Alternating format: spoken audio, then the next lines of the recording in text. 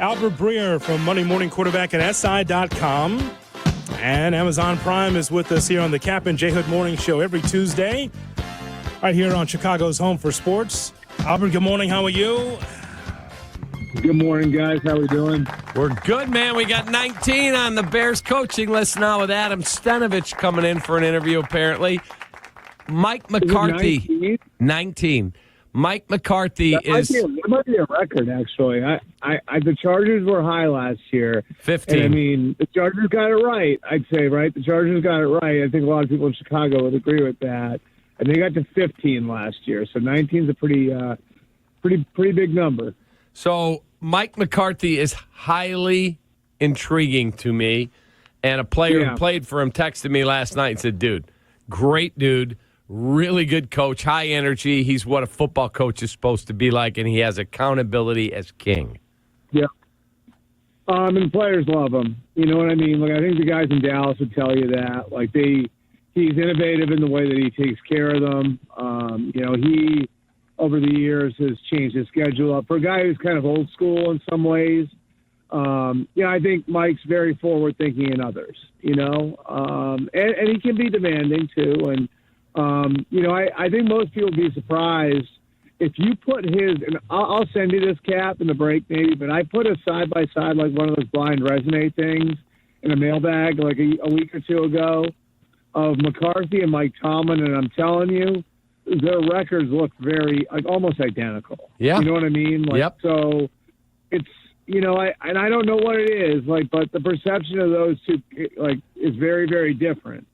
But if you look at it, really, the reality of it is that, they're not all that different. From a record standpoint, from a production standpoint, Tomlin's been in the playoffs more, but McCarthy's had more consistent playoff success.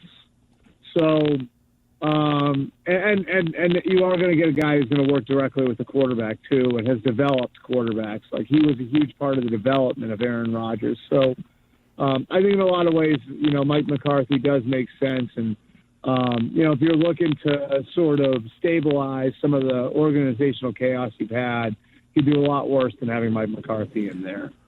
Albert, why didn't it work out with McCarthy staying with Dallas? You want the long answer or the short answer on that one? For timing, but I'll take the Reader's Digest. Yeah, Hoodie, it's the Cowboys, and why do they do anything? Now, I think, with those NFC East teams, it's weird. It's it's just it's almost like an SEC-like environment the way it's been in that division, with you look at Nick Sirianni, makes the playoffs his first three years, makes a Super Bowl, comes into this year on the hot seat. Mike McCarthy wins 12 games 3 years in a row. This year he loses his quarterback. I'd say, on balance, I think we'd all agree, he did a pretty good job this year too, right? I don't think anything this year was a fireable offense, but, you've got that owner and he wants to see the contract out because he, made a point to other owners about not carrying dead money on coaching contracts. And you get to this point at the end of the year where stuff's really awkward because you put him through this, and, I think because of that, it's been a weird couple of weeks there between McCarthy and the Cowboys. I think they would have held on to him if he had another year or two left on his deal, but he didn't. And obviously they couldn't work things out because, again, it was at the end of his contract. I think that's the real Reader's Digest version, is that there wasn't any contract left. As simple as that sounds, that's really why he's gone. So as you look at what the Bears are doing, they can't have anybody in the facility until the 20th. Baltimore, if they lose to Buffalo, that makes their offensive coordinator available, Todd Monken. They talk on Zoom with Ben Johnson. Now they can't talk to him until the Lions season ends. If I said to you finalists... That's not quite true. That's not quite true. They can talk to him. If they go to the Super Bowl, I believe they can talk to him during the Super Bowl bye week. Okay, so they would have a chance to do a second interview. Yeah. Okay, so if I said to you it's Monken and he's available next Monday, McCarthy, he's available next Monday, and they've covered the Rooney Rule, Or they got to wait on Ben Johnson? What do you think the Bears do? Well, I don't care about the timing. I mean, I really don't. Like, honestly, I in the grand scheme of things, like, if you're Ryan Poles, Kevin Warren, George McCaskey, like, you should not be looking at this worried about whether or not you have a coach play for the Senior Bowl. You know what I mean? Like, that's irrelevant to me.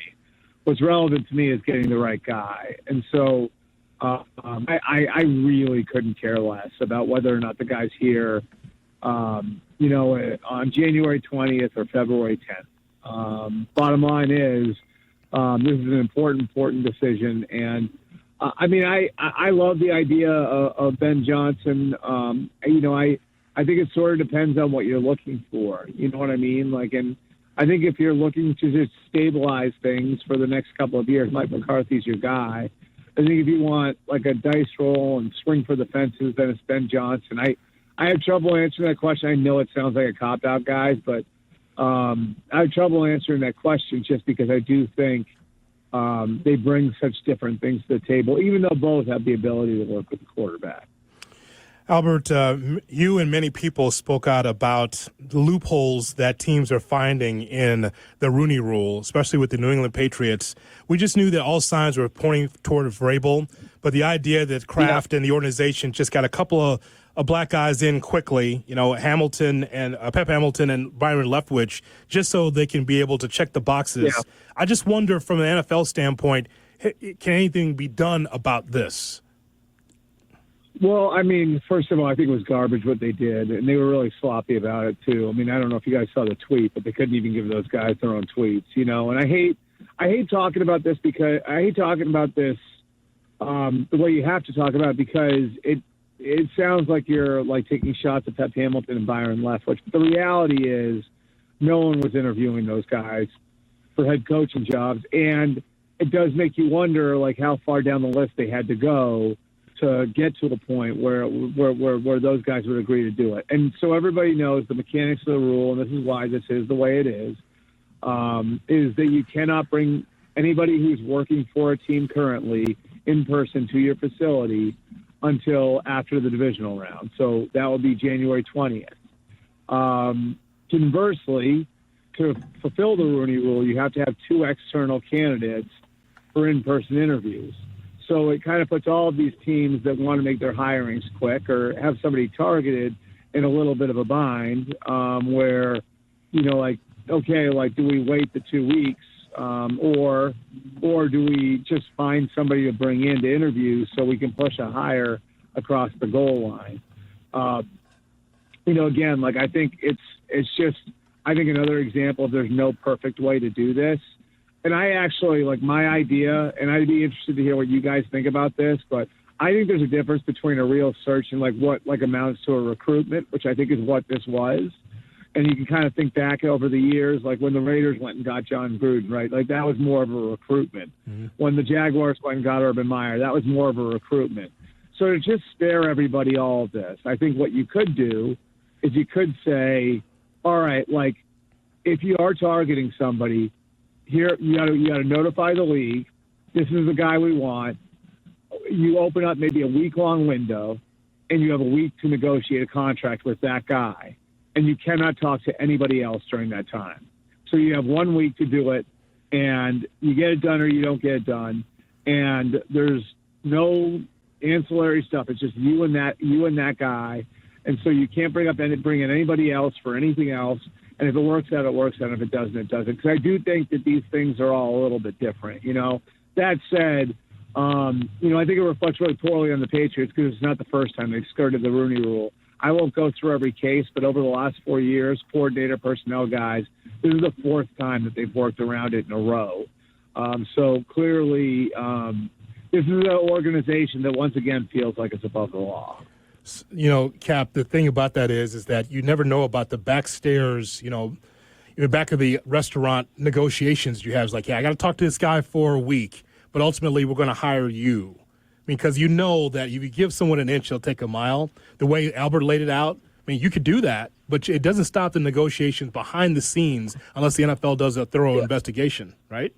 That's correct. Yeah. Guys are going to do what they're going to do, right? But you guys know what I'm saying, right? Mm-hmm. Like, I mean, I'll give you another example. Like, when Ohio State, when my school hired Urban Meyer, like, everyone knew from the start what that was going to be. They didn't talk to anybody else. You know what I mean? Like, right. And there's a difference between that and, like, opening it up and having a nationwide search and hiring a search firm or putting together a committee. Like, I think you guys have seen enough of these coaching searches, particularly in Chicago itself.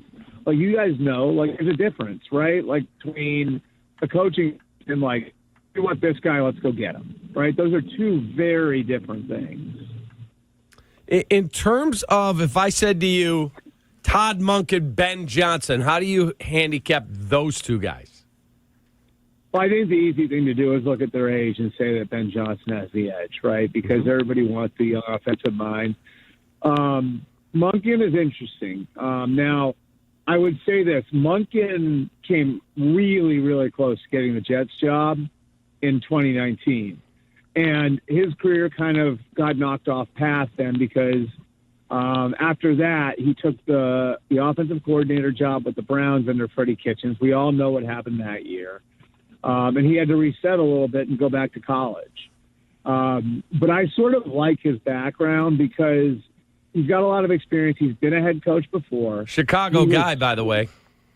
Yeah, and look, like, he came very close to getting a Jets job. Like, there are some people that were there. That was when they hired Adam Gase. There are some people that were there at the time who think that they would have started winning with Sam Darnold if they had just hired Todd Monken at that point. And, like, obviously you see what he's done for Lamar and helping evolve their offense and making Lamar a more refined passer. I think you could certainly look at it and say, you know what, like, for Caleb Williams, who's coming from a pretty simplistic college offense, who struggled with the transition to the pros in that regard, here's a guy who could certainly marry some of the things that you see at the college level with what you've got at the pro level. Whereas, you know, Ben Johnson, I mean, just from a, you know, like, you look at his career and the way that's set up, he's more of just a pure pro guy, you know? So I'd say Johnson has the upside, the age, all that different stuff that you want, obviously the high-end production. But from a creativity standpoint and I'd say like a volume of experience standpoint, Monken actually might have the edge because he's been back and forth between the college level and the pro level, and he'd probably be able to marry some of the things that he's seen at both levels effectively to get the most out of Caleb Williams. We want to talk to Buckeye Breer because we were looking at Ryan Day. Through the regular season, he looks like he hadn't slept since the Clinton administration, but he looks more rested now. Now that he's going to take on the Irish. How do you feel about the matchup? Hey, I just want to know where Lou Holtz is right now. Oh, yeah, I know that. I've seen that all over social. It's been great. No, you guys have. I mean, Chicagoland is packed, right? Packed with fighting Irish people, right? Yes. Yeah. I don't know, man. Like I grew up hating Notre Dame. I think anybody who, I think most people who went to Big Ten schools. I grew up. I don't know if I should say this on the radio, but I grew up a Michigan fan because I'm a triple legacy at Michigan. And then I went to Ohio State, and both those schools hate Notre Dame. So I have a long, long history of not liking the Fighting Irish. However, our guy Marcus Freeman is now the coach, and I love Marcus Freeman. And I think and when I watch Marcus Freeman's teams, you know what it makes me think of? It makes me think of like a Jim Tressel team. Like they look like Jim Tressel's best teams looked, you know? And so I have a ton of respect for Freeman, the job he's done. I think he's an excellent coach. He's got such a bright future. But screw him and screw the Irish. I'm excited to get down there on Monday after I cover Bills Ravens on Sunday and go win a ninth national championship. Yeah, I'm with you. I have never cheered for the Notre Dame Fighting Irish football team. Basketball, whatever, I don't care. But the football, I hope they never score another point in the history of the program. And I hope Ohio State trucks them. Here's what I hate about it is that you have so many fans that didn't go to school there. Oh, and yeah. I'm 100% Catholic and I'm part Irish Catholic. All right. Mm-hmm. So but the amount of people that they couldn't find South Bend on a map that root for them. and particularly in the area where I grew up, and I know it's rampant where you guys are too, but like in the Northeast, right, the amount of people that root for Notre Dame for no freaking reason. Yeah. I mean, those are the ones I just... I'm with you, man. We're the same guy because I love Marcus Freeman. And if the Bears hired him, all in on Marcus Freeman. That's something. The Irish, no.